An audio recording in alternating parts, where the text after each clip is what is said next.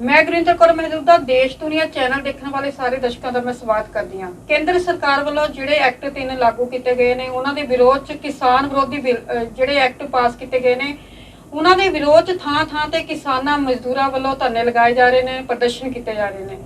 किसान रोह विच है। इस प्रोग्राम ते गलबात करने लई साडे नाल मौजूद ने प्रितपाल सिंह जी बलीएवाल जिहड़े कि किसान सैल कांग्रेस के कौमी जनरल सकत्तर भी ने ਅਤੇ हरियाणा हिमाचल के इंचार्ज भी। दर्शकों, ये प्रोग्राम शुरू करने तो पहले तुहानूं ये दस देना चाहते कि ये साडा प्रोग्राम है कोई TRP ਵਧਾਉਣ वाला नहीं है, सगों एक ज्ञान विच वाधा करने वाला है ताकि सारिਆਂ ਨੂੰ इस बारे जानकारी हो सके कि ये एक्ट है की है। आओ असीं प्रितपाल सिंह बलीएवाल नाल गलबात शुरू करन जा रहे हैं। हाँ जी बलीएवाल साहब, तुहाडा साडे स्टूडियो स्वागत है। थैंक यू जी, धन्यवाद।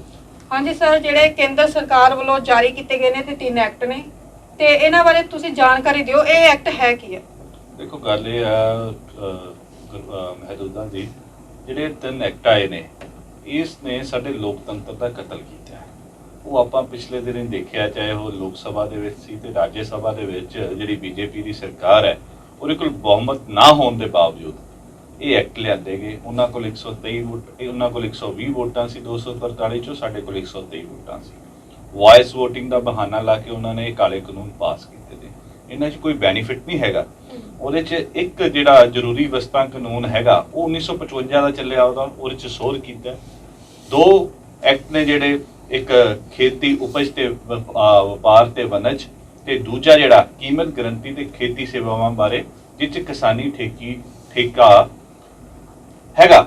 ਉਹਦੇ 'ਚ ਬੇਸਿਕਲੀ ਇਹ ਆ ਕਿ ਜਿਹੜਾ ਐਗਰੀਕਲਚਰ ਆ, ਜਿਹੜਾ ਬਾਬਾ ਸਾਹਿਬ ਅੰਬੇਦਕਰ ਨੇ ਐਕਟ ਬਣਾਇਆ ਸੀਗਾ, ਕਨਸਟੀਟਿਊਸ਼ਨ ਬਣਾਇਆ ਸੀ ਹਿੰਦੁਸਤਾਨ ਦਾ, ਬੜਾ ਬਹੁਤ ਸੋਚ ਵਿਚਾਰ ਕਰਕੇ 3 ਸਾਲ 4 ਸਾਲ ਬਹੁਤ ਲੰਮਾ ਸਮਾਂ ਲੱਗਿਆ ਸੀ ਉਹਨੂੰ ਡਰਾਫਟ ਕਰਨ ਦੇ ਵਿੱਚ। ਉਹਦੇ ਵਿੱਚ ਕਨਸਟੀਟਿਊਸ਼ਨ ਦੇ ਵਿੱਚ ਉਹਨਾਂ ਨੇ ਸਟੇਟਾਂ ਨੂੰ ਐਗਰੀਕਲਚਰ ਦੀ ਮੱਦ ਦਿੱਤੀ ਸੀ ਕਿ ਇਹ ਇੱਕ ਸਟੇਟ ਸਬਜੈਕਟ ਹੋਊਗਾ। ਜਿਹੜੀ ਸੂਬਾ ਸਰਕਾਰ ਹੋਊਗੀ ਉਹ ਆਪਦੇ ਹਾਲਾਤਾਂ ਅਨੁਸਾਰ ਉੱਥੇ ਅਮੈਂਡ ਕਰ ਸਕਦੀ ਹੈ, ਉੱਥੇ ਕੀ ਜਿੰਸਾਂ ਪੈਦਾ ਕਰ ਸਕਦੀ ਹੈ, ਕਿਹੜੇ ਕਾਨੂੰਨ ਲਾਗੂ ਕਰਨੇ ਆ ਉਹ ਤੈਅ ਕਰ ਸਕਦੀ ਹੈ। ਪਰ ਇਹਨਾਂ ਨੇ, ਇਹ ਸਰਕਾਰ ਨੇ ਜਿਹੜਾ ਕੀਮਤ ਗਰੰਟੀ ਤੇ ਖੇਤੀ ਸੇਵਾਵਾਂ ਬਾਰੇ ਬਿੱਲ ਲੈ ਕੇ ਆਂਦਾ ਉਸ ਦੇ ਵਿੱਚ ਉਹ ਕਨਸਟੀਟਿਊਸ਼ਨ ਨੂੰ ਤੋੜਤਾ ਬਾਬਾ ਸਾਹਿਬ ਦੇ, ਜਿਹੜਾ ਕਿ ਸਟੇਟ ਕੋਲ ਅਧਿਕਾਰ ਸੀਗਾ। ਅਸੀਂ APMC ਐਕਟ ਆਪਦੇ ਇੱਥੇ ਲਾਗੂ ਕੀਤੇ ਆ, ਸਾਡੇ ਮੰਡੀ ਬੋਰਡ ਨੇ, ਅਸੀਂ ਉੱਥੇ ਲੋਕਾਂ ਦੀ ਜ਼ਮੀਨਾਂ ਆਪਣੇ ਫਸਲਾਂ ਖਰੀਦਦੇ ਆ, ਵੇਚਦੇ ਆ, ਉਸ ਤੋਂ ਆੜਤ ਲੈਂਦੇ ਆ, ਸਰਕਾਰ ਨੂੰ ਰੈਵਨਿਊ ਆਉਂਦਾ, ਉਹ ਸਾਡਾ ਰਾਈਟ ਹੈ।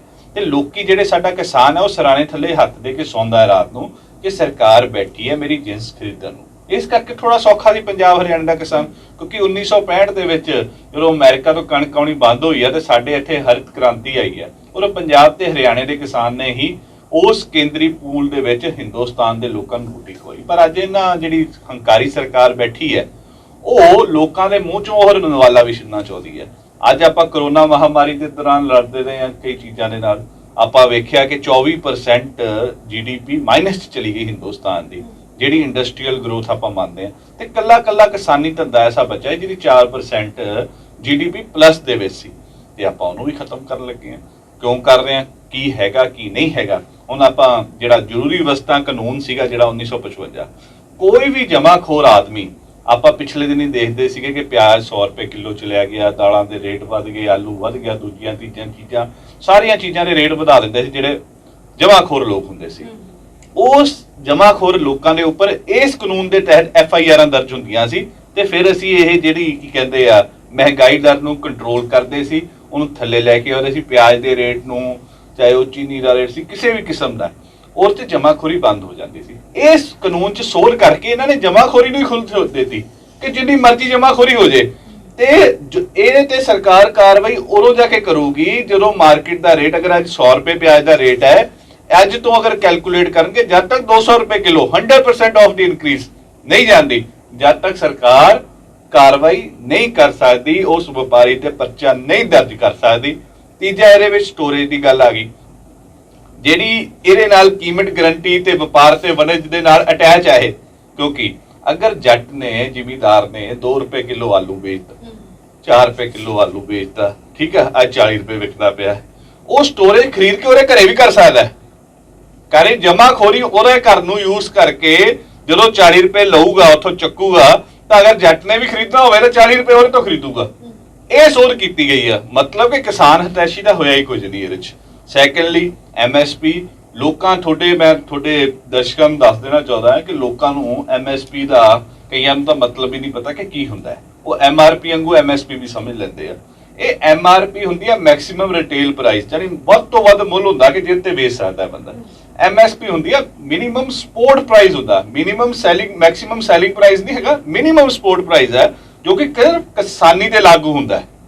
ਤੇ ਉਹਦੇ ਨਾਲ ਇਹ ਹੈ ਕਿ ਜਦੋਂ ਕਿਸਾਨ ਦੀ ਆਈ ਆਪਾਂ ਮਿਨੀਮਮ ਰੱਖੀ ਹੈ ਕਿ ਇਦੋਂ ਉੱਤੇ ਘੱਟੋ ਘੱਟ ਇੱਦੇ ਪੈਸੇ ਤਾਂ ਉਹਨੂੰ ਮਿਲਣੇ ਚਾਹੀਦੇ ਆ, ਤੇ ਇਹ ਕਾਨੂੰਨਾਂ 'ਚ ਇੱਕ ਵੀ ਲਾਈਨ MSP ਦੇਣ ਦੀ ਗੱਲ ਨਹੀਂ ਕੀਤੀ ਗਈ।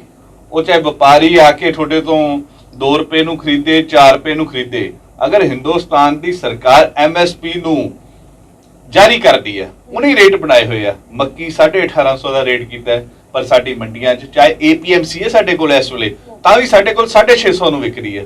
ਜਦੋਂ ਵਪਾਰੀ ਤੁਹਾਡੇ ਘਰ ਜਾਊਗਾ ਉਹਦਾ ਆਪਦਾ ਰੇਟ ਹੈ, ਜਦੋਂ ਮਾਰਕੀਟ ਹੀ ਨਹੀਂ ਰਹਿਣੀ। ਇਹ ਕਹਿੰਦੇ APMC ਖਤਮ ਨਹੀਂ ਹੋਣੀ, ਜਦੋਂ ਜਿੱਦਾਂ ਜ਼ਿਮੀਂਦਾਰ ਨੇ ਪਹੁੰਚਣਾ ਹੀ ਨਹੀਂ, ਸਰਕਾਰ ਨੂੰ ਟੈਕਸ ਹੀ ਨਹੀਂ ਆਉਣਾ, ਤਾਂ ਉਹ APMC ਖਤਮ ਹੀ ਹੋਣੀ ਹੈ। ਰੈਵਨਿਊ ਸਾਡਾ 5000 ਕਰੋੜ ਦਾ ਇਸ ਚੀਜ਼ ਤੋਂ ਚੱਲਦਾ। ਤੇ ਇਹਨਾਂ ਚੀਜ਼ਾਂ ਦੇ ਖਜ਼ਾਨੇ ਨੇ ਇਸੇ ਕਰਕੇ ਤਾਂ ਚੱਲਦੇ ਆ। ਅਗਰ ਇੱਕ ਹੋਰ ਤੁਹਾਨੂੰ ਐਗਜ਼ਾਮਪਲ ਦਊਂਗਾ ਮੈਂ, ਰਿਲਾਇੰਸ ਦੇ ਪੈਟਰੋਲ ਪੰਪ ਲੱਗੇ ਸੀਗੇ ਪੰਜਾਬ ਦੇ ਵਿੱਚ। ਆਪਾਂ ਦੇਖਿਆ ਪਹਿਲਾਂ ਰਿਲਾਇੰਸ 1 ਰੁਪਏ ਸਸਤਾ ਪੈਟਰੋਲ ਦਿੰਦਾ ਸੀ ਤੇ ਲੋਕਾਂ ਦੀਆਂ ਲਾਈਨਾਂ ਲੱਗ ਜਾਂਦੀਆਂ ਸੀ, ਲੋਕਾਂ ਨੂੰ ਆਦਤ ਪੈ ਗਈ। ਉਵੇਂ ਉਦੋਂ ਬਾਅਦ ਉਹਨੇ 2 ਰੁਪਏ ਵਧਾਤੇ ਰੇਟ, ਲੋਕਾਂ ਘਟ ਗਏ। ਜਿਹੜੇ ਜ਼ਮੀਨ ਮਾਲਕ ਸੀ ਉਹਨਾਂ ਨਾਲ ਲੀਜ਼ ਐਗਰੀਮੈਂਟ ਸੀ, ਤੇ ਰਿਲਾਇੰਸ ਨੇ 12-15 ਸਾਲ ਜਦੋਂ ਪੰਪ ਬੰਦ ਰਹੇ, ਉਹਨਾਂ ਨੇ ਜ਼ਮੀਨ ਮਾਲਕਾਂ ਨੂੰ ਕਿਹਾ ਅਸੀਂ ਤਾਂ ਇਹ ਰੇਟ ਤੇ ਪੰਪ ਲੈ ਲੈਣੇ ਆ ਸਾਡਾ ਰੇਟ ਆ, ਅਸੀਂ ਤੁਹਾਨੂੰ ਮਿਨੀਮਮ ਪੈਸੇ ਨਹੀਂ ਦੇਣੇ ਹੈਗੇ, ਦੇ ਨਹੀਂ ਸਕਦੇ ਹੈਗੇ। ਤੇ ਕਈ ਜ਼ਮੀਂਦਾਰਾਂ ਨੇ ਉਹਨਾਂ ਤੋਂ ਪੈਸੇ ਲੈ ਲਏ, 25 ਲੱਖ ਨੂੰ ਏਕੜ ਨੂੰ ਦੇਤਾ, 30 ਨੂੰ ਦੇਤਾ, 20 ਨੂੰ ਦੇਤਾ, ਜੋ ਰੇਟ ਉਹਨਾਂ ਨੇ ਲਏ। ਇਹੀ ਕੰਮ ਇੱਥੇ ਜੱਟਾਂ ਦਾ ਕਰਨਾ ਉਹਨਾਂ ਨੇ ਕਿ ਐਗਰੀਮੈਂਟ ਤਾਂ ਕਰ ਲਿਆ, ਪਹਿਲਾਂ ਤੁਹਾਨੂੰ 10 ਰੁਪਏ ਵੱਧ ਦੇਤੇ, ਬਾਅਦ ਚ ਤੁਹਾਡੀ ਫਸਲ ਹੀ ਨਹੀਂ ਚੱਕਣੀ, ਘਰੇ ਰੁਲੀ ਜਾਓਗੇ, ਕਿੱਥੇ ਜਾਓਗੇ? ਕੌੜੀਆਂ ਦੇ ਭਾਅ ਵਿਕੂਗੀ। ਇਹਨਾਂ ਚੀਜ਼ਾਂ ਦੇ ਖੁਦਾਸ਼ੇ ਨੇ। ਹੁਣ ਦੇਖੋ, ਹੁਣ ਅੱਗੇ ਜਾ ਕੇ ਹੁਣ ਹੰਕਾਰੀ ਸਰਕਾਰ ਨੇ ਫੈਸਲਾ ਲੈ ਲਿਆ, ਹੁਣ ਆਉਣ ਵਾਲਾ ਸਮਾਂ ਦੇਖੂਗਾ ਕਿਸਾਨ ਸੰਘਰਸ਼ ਕਿੱਧਰ ਨੂੰ ਮੋੜ ਲੈਂਦਾ ਤੇ ਨਵੀਂ, ਕਿਉਂਕਿ ਪੰਜਾਬ ਤੇ ਕਿਉਂਕਿ ਇੱਕ ਸ਼ਹਿਰ ਨੇ ਵੀ ਲਿਖਿਆ ਜੰਗ ਹਿੰਦ ਤੇ ਪੰਜਾਬ ਦੀ ਹੋਣ ਲੱਗੀ। ਉਹ ਪੁਰਾਣਾ ਪੰਜਾਬ ਤੇ ਹਰਿਆਣਾ ਵਾ, ਉਹਦੀ ਜੰਗ ਹਿੰਦ ਸਰਕਾਰ ਨਾਲ ਹੋਣ ਲੱਗੀ ਆ। ਤੇ ਜੋ ਹੋਊਗਾ ਦੋਨੋਂ ਪਾਸੇ ਫੌਜਾਂ ਭਾਰੀਆਂ ਨੇ, ਜੋ ਰਿਜ਼ਲਟ ਆਉਣਗੇ ਸਾਰਿਆਂ ਦੇ ਸਾਹਮਣੇ ਹੋਣਗੇ। ਕਿਸਾਨ ਲੱਗੇ ਹੋਏ ਨੇ ਜੂਝਣ ਲਈ। ਕਿਸਾਨਾਂ ਦੀ ਉਪਜ ਅਤੇ ਸਨਅਤ ਨੂੰ ਉਤਸ਼ਾਹਿਤ ਕਰਨ ਅਤੇ ਸੁਖਾਲਾ ਬਣਾਉਣ ਵਾਲੇ ਬਿੱਲ 2020 ਜਿਹੜਾ ਪਹਿਲਾ ਐਕਟ ਹੈ, ਉਹਦੇ ਬਾਰੇ ਦੱਸੋ। ਮੈਂ ਤੁਹਾਨੂੰ ਉਹੀ ਐਕਟ ਬਾਰੇ ਬੜਾ ਕਲੀਅਰ ਜਿਹਾ ਦੱਸਿਆ। ਵਨਜ ਕੰਟਰੈਕਟ ਫਾਰਮਿੰਗ ਐਕਟ ਆ ਬੇਸਿਕਲੀ। ਮੈਂ ਤੁਹਾਨੂੰ ਦੱਸਿਆ ਕਿ ਕਿਉਂਕਿ ਇਸ ਐਕਟ ਬਾਰੇ ਨਾ ਦਰਸ਼ਕਾਂ ਨੂੰ ਬਿਲਕੁਲ, ਕਿਸਾਨਾਂ ਨੂੰ ਜਾਣਕਾਰੀ ਬਿਲਕੁਲ ਐਨ ਕਲੀਅਰ ਨਹੀਂ ਮਿਲਣੀ ਚਾਹੀਦੀ ਹੈ। ਮੈਂ ਉਹੀ ਕਿ ਪਹਿਲਾ ਜਿਹੜਾ ਹੈ, ਹਾਂਜੀ, ਜਿਹੜਾ ਉਪਜ ਤੇ ਵਪਾਰ ਹੈ, ਮੈਂ ਉਹੀ ਕਰ ਰਿਹਾ ਕਿ ਕੰਟਰੈਕਟ ਫਾਰਮਿੰਗ ਹੈ। ਜਿਹੜਾ ਵੀ ਫਾਰਮਰ ਰਿਲੇਟਡ ਇਸ਼ੂ ਆ ਉਹ ਸਟੇਟ ਗਵਰਨਮੈਂਟ ਡਿਸਾਈਡ ਕਰਦੀ ਆ। ਤੁਸੀਂ ਪੰਜਾਬ 'ਚ ਬੈਠੇ ਹੋ, ਦਿੱਲੀ 'ਚ ਬੈਠਾ ਬਾਊ ਨਹੀਂ ਡਿਸਾਈਡ ਕਰ ਸਕਦਾ ਕਿ ਇੱਥੇ ਜਿੰਸ ਕਿਹੜੀ ਪੈਦਾ ਹੋਣੀ ਆ। ਇੱਥੋਂ ਦਾ ਮੁੱਖ ਮੰਤਰੀ, ਇੱਥੋਂ ਦੀ ਸਰਕਾਰ, ਇੱਥੋਂ ਦੇ ਜਿਹੜੇ ਸਾਡੇ ਅਫਸਰ ਨੇ ਉਹ ਤੈਅ ਕਰਨਗੇ ਇਸ ਇਲਾਕੇ 'ਚ ਇਸ ਚੀਜ਼ ਦੀ ਵਧੀਆ ਪੈਦਾਵਾਰ ਹੈ। ਜਿਵੇਂ ਮਾਲਵਾ ਇਲਾਕਾ ਸਾਡਾ, ਉੱਥੇ ਜਿਹੜਾ ਨਰਮਾ ਹੈ ਉਹਦੀ ਬਹੁਤ ਵਧੀਆ ਪੈਦਾਵਾਰ ਹੁੰਦੀ ਹੈ, ਤੇ ਆਪਾਂ ਉਹਨੂੰ ਡਿਫਾਈਨ ਕੀਤਾ ਹੋਇਆ। ਉਹ ਦਿੱਲੀ ਵਾਲਾ ਥੋੜਾ ਦੱਸੂਗਾ ਆ ਕੇ। ਤੇ ਇਸ ਕੰਟਰੈਕਟ ਫਾਰਮਿੰਗ 'ਚ ਇਹ ਹੈ ਕਿ ਉਹ ਲੋਕ ਡਿਸਾਈਡ ਕਰਨਗੇ, ਉਹਨਾਂ ਦੀ ਮਸ਼ੀਨਰੀ ਆਊਗੀ, ਉਹਨਾਂ ਦੇ ਕੈਮਰੇ ਲੱਗੇ ਹੋਣਗੇ, ਕਿਸਾਨ ਨੂੰ ਦੱਸਣਗੇ ਖੇਤੀ ਕਿਵੇਂ ਕਰਨੀ ਹੈ। ਜਿਹੜਾ ਇੰਨੇ ਸਾਲਾਂ ਤੋਂ ਖੇਤੀ ਕਰਦਾ ਆਉਂਦਾ ਹੈ ਪੀੜ੍ਹੀ ਦਰ ਪੀੜ੍ਹੀ, ਉਹਨੂੰ ਇਹ ਵਪਾਰੀ ਲੋਕ ਆ ਕੇ ਸਿਖਾਉਣਗੇ ਤੂੰ ਖੇਤੀ ਐਂ ਕਰਨੀ ਹੈ। ਸੈਕੰਡਲੀ, ਜਿਹੜਾ ਪੰਜਾਬ ਦਾ APMC ਐਕਟ ਸੀਗਾ, ਸਾਡੇ ਇੱਥੇ ITC ਦਾ ਫੂਡ ਪਾਰਕ ਹੈ, ਇਫਕੋ ਦਾ ਫੂਡ ਪਾਰਕ ਹੈ, ਭਾਰਤੀ ਏਅਰਟੈਲ ਗਰੁੱਪ ਦਾ ਫੂਡ ਪਾਰਕ ਹੈ। ਜਿਹੜੇ ਸਾਡੇ ਕਾਨੂੰਨ ਸੀ, ਇਹਨਾਂ ਨਾਲ ਜਿਹੜੇ ਸਾਡੇ ਕਿਸਾਨ ਸੀ, ਇੱਥੇ ਸਾਡੇ ਭੈਣੀ ਸਾਹਿਬ ਫਲਾਵਰਸ ਦੀ ਜਿਹੜੀ ਫੁੱਲਾਂ ਦੀ ਖੇਤੀ ਬਹੁਤ ਜ਼ਿਆਦਾ ਹੁੰਦੀ ਹੈ। ਇਹ ਐਕਟ ਦੇ ਤਹਿਤ ਉਹ ਜਿਹੜੇ ਥੋੜੇ ਮਾਰਜਨਲ ਕਿਸਾਨ ਸੀ, ਉਹਨਾਂ ਨਾਲ ਵਪਾਰ ਕਰਦੇ ਸੀ, ਉਹਨਾਂ ਨੂੰ ਉਸ ਦੇ ਵਿੱਚ ਲਿਆਂਦਾ ਗਿਆ ਸੀ ਕਿ ਸਰਕਾਰ ਨੂੰ ਵੀ ਰੈਵਨਿਊ ਆਉਂਦਾ ਰਹੇ, ਸਰਕਾਰ ਸਿਕਿਉਰ ਹੋਵੇ, ਕਿਸਾਨ ਸਿਕਿਉਰ ਹੋਵੇ। ਜਿਵੇਂ ਪੈਪਸੀ ਵਾਲੇ ਇੱਕ ਵਾਰ ਐਗਰੀਮੈਂਟ ਕਰਕੇ ਆਲੂਆਂ ਦਾ ਭੱਜ ਗਏ ਸੀਗੇ, ਸਾਡੇ ਕਿਸਾਨਾਂ ਦੇ ਆਲੂ ਨਹੀਂ ਚੱਕੇ ਗਏ ਸੀ, ਉਸ ਕਰਕੇ ਪੰਜਾਬ ਨੇ ਐਕਟ ਲਿਆਂਦਾ ਸੀਗਾ। ਤੇ ਜਿਹੜਾ ਹੁਣ ਨੈਸ਼ਨਲ ਐਕਟ ਆ ਉਹਦੇ 'ਚ ਲਗਾਮ ਹੀ ਕੋਈ ਹੈ ਨਹੀਂ। ਤੁਹਾਡੇ ਕੋਲ ਪੈਨ ਕਾਰਡ ਹੈ, ਤੁਸੀਂ ਪਤਾ ਨਹੀਂ ਕਲਕੱਤੇ ਦੇ ਹੋ ਕਿੱਥੋਂ ਦੇ ਹੋ, ਆ ਕੇ ਜ਼ਮੀਨ ਦਾ ਸਾਡਾ ਉਹ ਲਓਗੇ ਐਗਰੀਮੈਂਟ ਦੇ ਜਿਹੜੇ ਤੁਸੀਂ ਅਗਰ ਪੜੋਗੇ ਐਕਟ ਨੂੰ, ਇਹ ਕਿਸੇ ਅਫਸਰ ਦਾ ਡਰਾਫਟ ਕੀਤਾ ਨਹੀਂ, ਇੱਕ ਕਾਰਪੋਰੇਟ ਲਾਇਰ ਨੇ ਡਰਾਫਟ ਕੀਤਾ ਹੋਇਆ, ਕੱਲੀ ਚੀਜ਼ ਦਾ ਮੱਦ। ਜਦੋਂ ਆਪਾਂ ਇੰਸ਼ੋਰੈਂਸ ਕੰਪਨੀਆਂ ਕੋਲ ਜਾਂਦੇ ਆ, ਲਾਈਫ ਇੰਸ਼ੋਰੈਂਸ ਕੰਪਨੀਆਂ ਕੋਲ, ਉਹ ਸਟਾਰ ਵਾਲਾ ਦਿਖਾ ਦਿੰਦੇ ਕਿ ਇਹ ਸਟਾਰ ਦੇ ਵਿੱਚ ਅਸੀਂ ਆਹ ਲਿਖਿਆ ਸੀ, ਉਹ ਸਟਾਰ ਹੀ ਰਹਿ ਜਾਣਾ।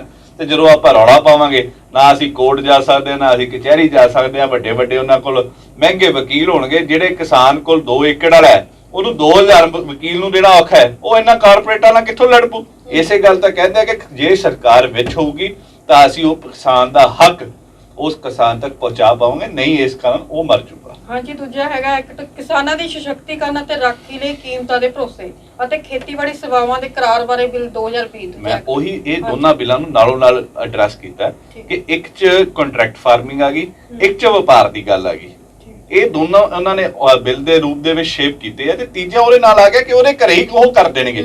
ਇਹ ਸਰਕਾਰ ਨੇ ਨਾ ਕੋਈ ਨਵੀਂ ਮੰਡੀ ਬਣਾਈ ਹੈ, ਨਾ ਕੋਈ ਨਵਾਂ ਵੇਅਰ ਹਾਊਸ ਬਣਾਇਆ, ਨਾ ਕੋਈ ਕੋਲਡ ਸਟੋਰੇਜ ਪਲਾਂਟ ਬਣਾਇਆ ਜਿੱਥੇ ਸਰਕਾਰ ਕਿਸਾਨ ਰੱਖ ਲੇ। ਜਦੋਂ ਤੁਸੀਂ ਉਸ ਚੀਜ਼ ਨੂੰ ਖਤਮ ਹੀ ਕਰ ਦੇਣਾ ਹੈ ਤਾਂ ਉਹਦਾ ਫਾਇਦਾ ਕੀ ਹੈ? ਜਿੱਥੇ ਮਰਜ਼ੀ ਓਪਨ ਮੰਡੀ ਕਰ ਦਿਓ ਪੂਰੇ ਪੰਜਾਬ ਨੂੰ, ਜਿੰਨਾ ਰੈਵਨਿਊ ਹੋਊਗਾ ਮਿਲ ਜੂਗਾ ਪੰਜਾਬ ਨੂੰ। ਆਪਾਂ ਰੈਵਨਿਊ ਦੀ ਗੱਲ ਹੈ ਉਸ ਅਕੋਰਡਿੰਗਲੀ ਕਰੀਏ ਨਾ। ਇਹਨਾਂ ਨੇ ਇਸ ਕਰਕੇ ਡਿਮੋਲਿਸ਼ ਕਰਨਾ ਕਿਸਾਨੀ ਸਿਸਟਮ ਨੂੰ, ਕਿਉਂਕਿ ਜਿਹੜਾ ਇਹਨਾਂ ਦਾ ਮੋਦੀ ਜੀ ਨੇ ਫਰਵਰੀ ਦੇ ਵਿੱਚ ਵਰਲਡ ਟ੍ਰੇਡ ਆਰਗੇਨਾਈਜੇਸ਼ਨ WTO ਦੇ ਕਈ ਸੀਓਸ ਨਾਲ ਗੱਲ ਕੀਤੀ ਸੀ, ਉਹਨਾਂ ਦੀ FDI ਇੱਥੇ ਲਿਆਉਣਾ ਚਾਹੁੰਦੇ ਆ। ਇਹ ਸਾਰੀ ਜਿੰਨੇ ਵੀ ਐਕਟ ਨੇ ਇਹ ਸਾਰੇ ਜਿਹੜੀਆਂ ਵੈਸਟ ਕੰਟਰੀਜ਼ ਨੇ, ਅਮਰੀਕਾ ਹੋ ਗਿਆ, ਯੂਰਪ ਹੋ ਗਿਆ, ਉੱਥੇ ਫੇਲ ਹੋ ਚੁੱਕੇ ਨੇ। ਉਹ ਕੰਪਨੀਆਂ ਹੁਣ ਇੱਥੇ ਇਨਵੈਸਟ ਕਰਨਾ ਚਾਹੁੰਦੀਆਂ, ਉਹਨਾਂ ਨੂੰ ਪੈਸਾ ਦਿਖਦਾ ਇੱਥੇ ਕਿ ਕਿਸਾਨੀ ਤੋਂ ਪੈਸਾ ਆਉਂਦਾ ਵਾ, ਉਹ ਇੱਥੇ ਆ ਕੇ ਇਨਵੈਸਟ ਕਰਨਾ ਚਾਹੁੰਦੀਆਂ ਨੇ। ਉਹਦੇ ਕਰਕੇ ਇਹ ਲਿਆਂਦਾ ਜਿੰਨਾ ਸਾਡਾ ਕਿਸਾਨ ਮਰੂਗਾ ਸਾਨੂੰ ਉਹ ਡਾਇਰੈਕਟ ਕਰਨਗੇ। ਹਾਂਜੀ ਹਾਂਜੀ। ਤੀਜਾ ਐਕਟ ਜ਼ਰੂਰੀ ਵਸਤਾਂ ਸੋਧ ਐਕਟ ਜਿਹੜਾ ਉਹਦੇ ਬਾਰੇ ਮੈਂ ਤੁਹਾਨੂੰ ਪਹਿਲਾਂ ਦੱਸ ਚੁੱਕਿਆ ਕਿ ਜ਼ਰੂਰੀ ਵਸਤਾਂ ਸੋਧ ਦੇ ਵਿੱਚ ਜੋ ਇਹਨਾਂ ਨੇ ਅਮੈਂਡਮੈਂਟ ਕੀਤੀ ਉਹਨਾਂ ਨਾਲ ਜਮਾਖੋਰੀ ਨੂੰ ਵਧਾਵਾ ਮਿਲਣਾ। ਇਹਦਾ ਕੱਲਾ ਕਿਸਾਨ ਨੂੰ ਫਰਕ ਨਹੀਂ, ਇਹ ਤੁਹਾਡੇ ਘਰੇ ਵੀ ਇਫੈਕਟ ਪੈਣਾ। ਜੇ ਮੈਂ ਕੀਮਤ ਡਿਸਾਈਡ ਕਰਨੀ ਆ, ਮੈਂ 4 ਰੁਪਏ ਕਿਲੋ ਆਲੂ ਖਰੀਦਿਆ ਹੋਇਆ, ਤੇ ਕੱਲ ਨੂੰ ਮੈਂ ਮਾਰਕੀਟ, ਜਿਵੇਂ ਹੁਣ ਇੱਥੇ ਮਾਰਕੀਟ ਕਮੇਟੀਆਂ ਨੇ ਆਪਣੇ, ਮਾਰਕੀਟ ਕਮੇਟੀ ਸਵੇਰੇ ਰੇਟ ਦੀ ਲਿਸਟ ਦਿੰਦੀ ਆ ਕਿ ਅੱਜ ਪਿਆਜ਼ ਦਾ ਰੇਟ ਇਹ ਆ, ਟਮਾਟਰ ਦਾ ਇਹ ਆ, ਫਿਰ ਇਹ ਲੋਕ ਦੱਸਿਆ ਕਰਨਗੇ ਕਿ ਅੱਜ ਪਿਆਜ਼ 100 ਰੁਪਏ ਵਿਕਣਾ ਕਿ ਅੱਜ ਪਿਆਜ਼ 200 ਰੁਪਏ ਵਿਕਣਾ। ਇਹ ਤੁਹਾਡੇ ਘਰ ਤੇ ਸਿੱਧਾ ਅਟੈਕ ਹੈ। ਇਹ ਆਮ ਲੋਕੀ ਇਹ ਨਾ ਸਮਝਣ ਕਿ ਇਸ ਪੈਸੇ ਇਕੱਲੇ ਕਿਸਾਨ ਨਾਲ ਮਰਨਾ, ਇਹ ਤੁਹਾਡੇ ਘਰ ਦਾ ਬਜਟ ਸਾਰਾ ਹਿਲਾ ਦੂਗਾ। ਕਿਉਂਕਿ ਜੇ ਉਹਨੇ 200 ਰੁਪਏ ਕਿਲੋ ਵੇਚਣਾ, ਜਵਾਕ ਤੁਸੀਂ ਪਾਲਨੇ ਆ, ਤੁਸੀਂ ਆਪਦੇ ਘਰੇ ਰੋਟੀ ਬਣਾਉਣੀ ਆ, ਉਸ ਚੀਜ਼ ਦਾ ਨੁਕਸਾਨ ਹੈ। ਤੇ ਤੀਸਰੀ ਗੱਲ, ਮੈਂ ਇੱਕ ਹੋਰ ਗੱਲ ਇਹਦੇ ਵਿੱਚ ਐਡ ਆਨ ਕਰਨਾ ਚਾਹੁੰਦਾ ਸੀਗਾ ਮੈਡਮ, ਜਿਹੜੀ ਇਹ ਜ਼ਰੂਰੀ ਵਸਤਾਂ ਦੇ ਅਕੋਰਡਿੰਗਲੀ ਸਾਡੇ ਲੋਕ ਹੈ, ਤਿੰਨੋਂ ਐਕਟ ਨੇ, ਤੇ ਕਈ ਲੋਕ ਸਾਡੇ ਇੱਥੇ ਜਿਹੜੇ ਵਪਾਰ ਵਰਗ ਨਾਲ ਜੁੜੇ ਆ ਉਹ ਕਹਿੰਦੇ ਸਾਨੂੰ ਕੀ ਫਰਕ ਪੈਣਾ, ਇਹਦਾ ਕਿਸਾਨਾਂ ਨਾਲ ਰਿਲੇਟਡ ਆ। ਕਈਆਂ ਨੇ ਭੰਗੜੇ ਵੀ ਪਾਇਆ ਕੱਲ ਜਦੋਂ ਪਾਸ ਹੋਇਆ, ਮੈਂ ਵੀਡੀਓ ਦੇਖਦਾ ਸੀਗਾ। ਇਹਨਾਂ ਫਰਕ ਇਹ ਹੈ ਦੋਸਤੋ ਕਿ 1.5 ਲੱਖ ਕਰੋੜ ਸਾਡੇ ਰੈਵਨਿਊ ਸਰਕਲ ਪੰਜਾਬ ਦੇ ਵਿੱਚ ਇਹਨਾਂ ਚੀਜ਼ਾਂ ਤੋਂ ਚੱਲਦਾ। 70,000 ਕਰੋੜ ਦੀ ਐਕਟੀਆਰ ਕਰੋਨਾ ਮਹਾਮਾਰੀ ਦੇ ਵਿੱਚ ਵੀ ਸਾਨੂੰ ਕੋਈ ਘਾਟ ਜੀ ਮਹਿਸੂਸ ਨਹੀਂ ਹੋਈ, ਕਿਉਂਕਿ ਜੱਟ ਜ਼ਿਮੀਂਦਾਰ ਜਿਉਂਦਾ ਸੀ ਤੇ ਵਪਾਰ ਚੱਲਦਾ ਰਿਹਾ। ਕੋਈ 35,000 ਕਰੋੜ ਦੀ ਲਿਮਿਟ ਘੁੰਮੀ ਹੈ ਇੱਥੇ। 70,000 ਕਰੋੜ ਦੀ FCI ਦੀ ਲਿਮਿਟ ਖਤਮ ਹੋ ਜਾਣੀ ਹੈ ਤੇ ਟੋਟਲ 1.5 ਲੱਖ ਕਰੋੜ ਦਾ ਵਪਾਰ ਖਤਮ ਹੋ ਜਾਣਾ। ਤੇ ਜੇ ਚਾਹੇ ਉਹ ਹੌਜ਼ਰੀ ਵਾਲਾ ਬਾਊ ਹੈ, ਚਾਹੇ ਉਹ ਕੱਪੜਿਆਂ ਦਾ ਵਪਾਰੀ ਹੈ, ਚਾਹੇ ਉਹ ਜੁੱਤੀਆਂ ਦਾ ਵਪਾਰੀ ਹੈ, ਚਾਹੇ ਉਹ ਸੁਨਿਆਰਾ ਵਾ, ਜਾਂ ਕੋਈ ਵੀ ਧੰਦਾ ਕਰਦਾ, ਉਹ ਕਿਸਾਨ ਦੀ ਇਕਨੋਮੀ ਨਾਲ ਜੁੜਿਆ ਹੋਇਆ। ਜੇ ਕਿਸਾਨ ਨਹੀਂ ਰਹੂ, ਨਾ ਐਲੈਂਟੇ ਮਾਲ ਰਹੂ, ਨਾ ਕੁਮਾਰ ਮੰਡੀ ਰਹੂ, ਨਾ ਵੱਡੇ ਵੱਡੇ ਮਾਲ ਰਹਿਣਗੇ, ਨਾ ਕੋਈ ਹੋਰ ਸਟਰੀਟਾਂ ਰਹਿਣਗੀਆਂ। ਇਸ ਕਿਸਾਨ ਦੀ ਆਮਦਨ ਨਾਲ ਤੁਸੀਂ ਲੋਕ ਚੱਲਦੇ ਹੋ। ਇਸ ਕਰਕੇ ਕਿਸਾਨ ਦਾ ਸਹਿਯੋਗ ਕਰੋ। ਅਗਰ ਤੁਸੀਂ ਸਾਰੇ ਆਵਾਜ਼ ਬੁਲੰਦ ਕਰੋਗੇ ਇਹਨਾਂ ਕਿਸਾਨਾਂ ਦੀ, ਤਾਂ ਤੁਹਾਡੇ ਘਰ ਵੀ ਤਾਂ ਚੱਲਣਗੇ। ਨਹੀਂ ਤਾਂ ਸਵੇਰ ਨੂੰ ਦੁੱਧ ਅਗਰ ਸਵੇਰੇ ਪਤਾ ਲੱਗੇ ਕਿ ਅੱਜ ਦੋਜੀ 50 ਰੁਪਏ ਪਾ ਕੇ ਗਿਆ, ਅਗਲੇ ਦਿਨ 100 ਰੁਪਏ ਰੇਟ ਕਰਤਾ, ਚੀਕਾਂ ਦਾ ਠੋਟੀਆਂ ਵੀ ਪੈ ਜਾਣੀਆਂ ਉਸ ਗੱਲ ਨਾਲ। ਇੱਕ ਸਰ MSP ਹੈ ਕੀ ਹੈ, ਤੈਅ ਕਿਵੇਂ ਕਰੇਗੀ? MSP ਬੇਸਿਕਲੀ ਹੈਗਾ ਜੀ, ਮੈਂ ਪਹਿਲਾਂ ਵੀ ਦੱਸਿਆ ਕਿ ਇਹ ਹੈਗੀ ਹੈ ਮਿਨੀਮਮ ਸਪੋਰਟ ਪ੍ਰਾਈਸ। ਇਹ ਬੇਸਿਕਲੀ ਮਹਿੰਗਾਈ ਦਰ ਨੂੰ ਕਾਬੂ ਕਰਨ ਲਈ, ਰੇਟਸ ਵਧਾਉਣ ਦੇ ਲਈ, ਉਸ ਚੀਜ਼ ਲਈ ਇੱਕ ਵਾਰ ਜਾਰੀ ਕੀਤੀ ਹੈ, ਕਿਸਾਨਾਂ ਨੂੰ ਉਹਨਾਂ ਦੀ ਫਸਲਾਂ ਦਾ ਮੁੱਲ ਦੱਸਿਆ ਜਾ ਸਕੇ। ਇਹਦੇ 'ਚ ਉਹ ਜੋ ਸਵਾਮੀਨਾਥਨ ਕਮਿਸ਼ਨ ਦੀ ਰਿਪੋਰਟ ਸੀਗੀ ਉਸ ਦੇ ਹਿਸਾਬ ਨਾਲ ਤਾਂ ਇਹਨਾਂ ਨੇ ਵਾਅਦਾ ਕੀਤਾ ਸੀ, ਪਰ ਉਹਨਾਂ ਨੇ ਲਾਗੂ ਨਹੀਂ ਕੀਤੀ। ਉਹ 'ਚ C2 ਫਾਰਮੂਲਾ ਹੈਗਾ ਜਿਹਦੇ ਨਾਲ ਕਿਸਾਨਾਂ ਦੀ ਪੈਦਾਵਾਰ ਤੇ ਹੋਇਆ ਖਰਚਾ, ਉਹਨਾਂ ਦੀ ਕਮਾਈ ਤੇ ਬਾਕੀ ਚੀਜ਼ਾਂ ਜੋੜ ਕੇ ਇੱਕ ਰੇਟ ਕੱਢਿਆ ਜਾਂਦਾ ਸੀ। ਪਰ ਸਮੇਂ ਦੀਆਂ ਸਰਕਾਰਾਂ ਇਸ ਤੇ 50 ਰੁਪਏ ਮੁੱਲ ਤੇ ਵਾਧਾ ਕਰ ਦਿੰਦੀਆਂ, 40 ਤੇ ਕਰ ਦਿੰਦੀਆਂ। ਐਕਟੀਆਰ 2.5% ਦਾ ਵਾਧਾ ਕੀਤਾ ਗਿਆ ਨੋਮੀਨਲ, ਜਦੋਂ ਕਿ ਮਹਿੰਗਾਈ ਦਰ 10% ਤੋਂ ਉੱਪਰ ਗਈ ਹੋਈ ਹੈ। ਇਸ ਕਰਕੇ MSP ਉਸ ਚੀਜ਼ ਨਾਲ ਜੁੜੀ ਹੋਈ ਹੈ ਜਿਹੜੀ ਕਿਸਾਨ ਨੂੰ ਵਾਜਬ ਮੁੱਲ ਨਹੀਂ ਦਿੰਦੀ ਪਈ ਸਰਕਾਰ। ਇਹ ਸਿਰਫ ਮਿਨੀਮਮ ਸਪੋਰਟ ਪ੍ਰਾਈਸ ਹੈ ਤੇ 108 ਚੀਜ਼ਾਂ ਤੇ MSP ਲੱਗੀ ਹੋਈ ਹੈ ਤੇ ਇਸ ਬਿੱਲ ਦੇ ਵਿੱਚ ਐਡਿਟ ਨਹੀਂ ਕੀਤਾ ਗਿਆ। ਜਦ ਤੱਕ MSP ਤੁਸੀਂ ਆਪਦੀ ਡਿਸਾਈਡ ਨਹੀਂ ਕਰੋਗੇ, ਇਹ ਕਹਿੰਦੇ ਆ ਕਿਸਾਨ ਆਪਦੀ ਫਸਲ ਦਾ ਮੁੱਲ ਆਪ ਤੈਅ ਕਰੂਗਾ। ਜਦੋਂ ਸਰਕਾਰ ਉਸ ਦੀ ਫਸਲ ਦਾ ਮੁੱਲ ਤੈਅ ਕਰਦੀ ਹੈ, ਕਣਕ, ਝੋਨਾ, ਮੱਕੀ, ਬਾਕੀ ਚੀਜ਼ਾਂ ਦੇ ਮੁੱਲ ਤੈਅ ਕਰਦੀ ਹੈ, ਮਿਨੀਮਮ ਸਪੋਰਟ ਗਰੰਟੀ ਕਰਦੀ ਹੈ, ਤਾਂ ਤੁਸੀਂ ਘੱਟੋ ਘੱਟ ਇਹਨਾਂ ਬਿੱਲਾਂ 'ਚ MSP ਦਾ ਲਿਖ ਦਿਓ ਕਿ ਕੋਈ ਵੀ ਵਪਾਰੀ ਆਵੇ ਜਿੱਥੋਂ ਦਾ ਮਰਜ਼ੀ ਹੋਵੇ ਕਿ ਇਸ ਰੇਟ ਤੋਂ ਥੱਲੇ ਚੱਕ ਨਹੀਂ ਸਕਦਾ, ਇਸ ਤੋਂ ਉੱਪਰ ਕਿਸਾਨ ਵਿੱਚ ਉਹਨੂੰ ਆਮਦਨ ਹੋਊਗੀ, ਮੰਨ ਲਾਂਗੇ। ਪਰ ਇੱਥੇ ਇਹ ਕਹਾਣੀ ਆ ਗਈ ਕਿ ਉਹ MSP ਤੇ ਵੀ ਖਰੀਦ ਨਹੀਂ ਸਕਦਾ, ਉਦੋਂ ਥੱਲੇ ਵੀ ਜਾ ਸਕਦਾ। ਜਿਵੇਂ ਮੱਕੀ 1850 ਦਾ ਰੇਟ ਆ, ਉਹ 600 ਨੂੰ ਵਿਕੀ ਹੈ, ਤੁਸੀਂ ਇਹ ਤਾਂ ਗਰੰਟੀ ਕਰ ਦਿਓ, ਇਹਨਾਂ ਦਾ ਕੰਮ ਸਰਕਾਰ ਕਰ ਸਕਦੀ ਹੈ। ਤੁਸੀਂ ਕਹਿੰਦੇ ਹੋ 70 ਸਾਲ ਤੋਂ ਕਿਸਾਨ ਗੁਲਾਮ ਸੀ, ਅਸੀਂ ਆਜ਼ਾਦ ਕਰਤਾ ਹੈ। ਮੈਨੂੰ ਤਾਂ ਲੱਗਦਾ ਕਿ ਆਜ਼ਾਦ ਨਹੀਂ ਕੀਤਾ, ਉਹਨੂੰ ਮਾਰਤਾ, ਡੈਥ ਵਾਰੰਟ ਤੇ ਸਾਈਨ ਕੀਤੇ ਆ ਇਹਨਾਂ ਨੇ। ਜੇ MSP ਨਹੀਂ ਤੁਸੀਂ ਉਸ 'ਚ ਲਿਖ ਸਕਦੇ ਤਾਂ ਤੁਸੀਂ ਤੁਹਾਡੇ ਪੱਲੇ ਕੀ ਹੈ? ਐਕਟ ਲਿਆਉਣ ਦਾ ਕੀ ਫਾਇਦਾ ਹੈ? ਕੀ ਫਾਇਦਾ ਕਿਸਾਨ ਨੂੰ? ਤੁਸੀਂ ਕੰਟਰੈਕਟ ਫਾਰਮਿੰਗ ਲਿਖ ਦਿਓ, ਲੰਮੀਆਂ ਲੰਮੀਆਂ ਲਾਈਨਾਂ ਲਿਖ ਦਿਓ, ਇਹ ਕਰ ਦਿਓ, ਉਹ ਕਰ ਦਿਓ, ਉਹਦਾ ਫਾਇਦਾ ਕੀ ਹੈ? ਇਕੱਲਾ MSP ਦਾ ਕਿਸਾਨ ਚਾਹੁੰਦਾ ਹੈ, ਬਾਕੀ ਚੀਜ਼ਾਂ ਤਾਂ ਉਹਨੂੰ ਕਰਨੀਆਂ ਉਹਦੀਆਂ ਨੇ, ਉਸ ਤੇ ਉਹਦੀ ਖਰੀਦ ਚੱਕ ਲਓ, ਸਾਰਾ ਗੱਲ ਹੀ ਖਤਮ ਹੋ ਜਾਊਗੀ। ਇੱਕ APMC ਐਕਟ ਹੈ ਕੀ ਹੈ? ਦੇਖੋ, ਜਿਹੜਾ APMC ਐਕਟ ਸੀਗਾ, ਇਹ APMC ਹੈਗਾ ਐਗਰੀਕਲਚਰ ਪ੍ਰੋਡਿਊਸ ਮਾਰਕੀਟ ਕਮੇਟੀਜ਼ ਆ ਜਿਹੜੀਆਂ ਸਾਡੀਆਂ ਹਰੇਕ ਸਬ ਤਹਿਸੀਲ ਦੇ ਵਿੱਚ ਬਣੀਆਂ ਹੋਈਆਂ ਨੇ ਜਾਂ ਬਾਕੀ ਏਰੀਆ ਦੇ ਵਿੱਚ ਬਣੀਆਂ ਹੋਈਆਂ, ਜਿੱਥੇ ਕਿਸਾਨ ਮੰਡੀ 'ਚ ਜ਼ਿਆਦਾ ਸੀ, ਉੱਥੇ ਵਪਾਰੀ ਬੈਠਾ ਸੀ, ਸਰਕਾਰ ਬੈਠੀ ਸੀ ਉਹਦੀ ਸਮਾਨ ਖਰੀਦਣ ਦੇ ਲਈ, ਤੇ ਲੋਕ ਸਿਕਿਉਰ ਸਮਝਦੇ ਸੀ, ਜੱਟ ਆਪਦੇ ਸਿਰਾਣੇ ਥੱਲੇ ਹੱਥ ਰੱਖ ਕੇ ਸੌ ਜਾਂਦਾ ਸੀ। ਉਹ ਚੀਜ਼ ਖਤਮ ਹੋ ਜੂਗੀ। ਇਹ ਕਹਿੰਦੇ ਹਜੇ ਅਸੀਂ APMC ਖਤਮ ਨਹੀਂ ਕਰਨਾ।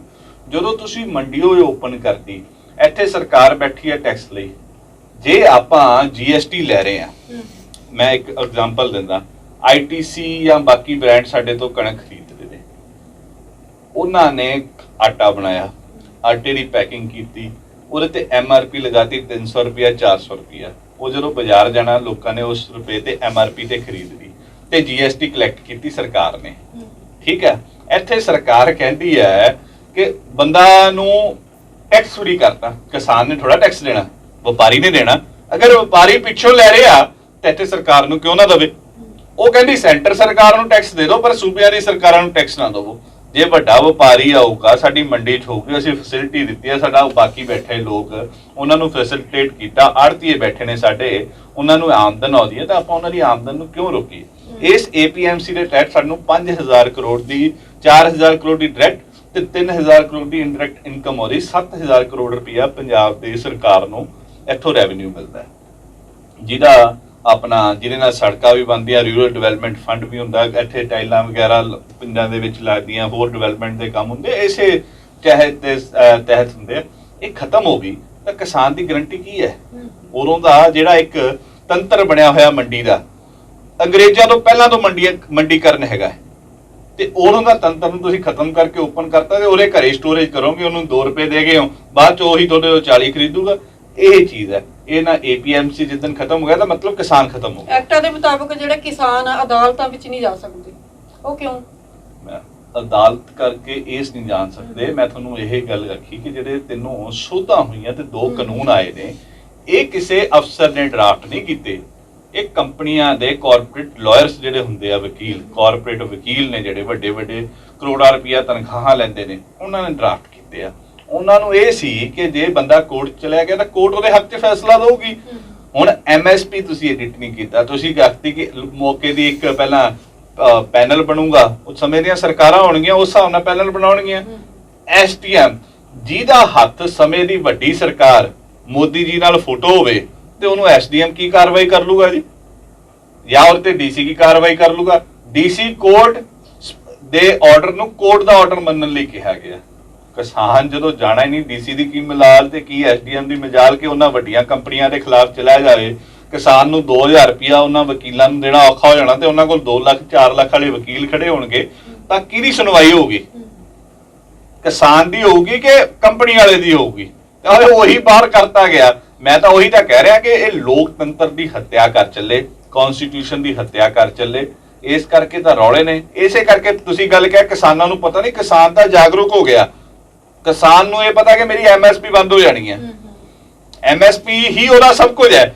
ਉਹਨੂੰ ਪਾਣੀ ਨਹੀਂ ਆਉਂਦਾ, ਉਹਨੂੰ ਲਾਈਟ ਨਹੀਂ ਆਉਂਦੀ, ਉਹ ਬਾਕੀ ਚੀਜ਼ਾਂ ਦਾ ਮੈਨੇਜ ਕਰ ਲੂਗਾ। ਜੇ ਉਹਨੂੰ ਇਹੀ ਨਹੀਂ ਪਤਾ ਕਿ ਮੇਰੀ ਸਵੇਰ ਨੂੰ ਜਿੰਸ ਵਿਕਣੀ ਕਿੰਨੇ ਦੀ ਹੈ ਤੇ ਲੈਣੀ ਕਿਵੇਂ ਆ, ਤਾਂ ਪੈਦਾਵਾਰ ਕੀ ਕਰੂ? 6 ਮਹੀਨੇ। ਮੈਂ ਤਾਂ ਇੱਕ ਬੇਨਤੀ ਕੀਤੀ, ਜਿਹੜੇ ਬਾਊਆਂ ਨੇ ਤੇ ਜਿਹੜੇ ਲਾਇਰਸ ਨੇ ਡਰਾਫਟ ਕੀਤਾ ਹੈ, ਉਹਨਾਂ ਨੂੰ 6 ਮਹੀਨੇ ਕਿਸਾਨ ਨਾਲ ਛੱਡ ਦਿਓ ਇੱਕ ਵਾਰ, ਫਿਰ ਦੇਖੋ ਕੀ ਰਿਜ਼ਲਟ ਆਉਂਦੇ ਆ। ਇੱਕ ਅਗਰ ਇਹ ਗੱਲ ਕਰਦੇ ਆ BJP ਦੇ ਲੋਕ, ਅਗਰ ਇਹਨੂੰ ਇੱਕ ਮਾਡਲ ਦੇ ਤੌਰ ਤੇ ਲੈ ਕੇ ਆਉਂਦੇ, ਹਰਿਆਣਾ 'ਚ ਇਹਨਾਂ ਦੀ ਸਰਕਾਰ ਹੈ, ਹਰਿਆਣਾ ਪੰਜਾਬ 'ਚ ਵਿਰੋਧ ਹੋ ਰਿਹਾ ਨਾ, ਉੱਥੇ ਇੱਕ ਮਾਡਲ ਦੇ ਤੌਰ ਤੇ ਕਰਕੇ ਲਾਗੂ ਦੇਖ ਲਓ। 4 ਸਾਲ ਸਰਕਾਰ ਪਈ ਹੈ ਹਰਿਆਣੇ ਦੇ ਵਿੱਚ।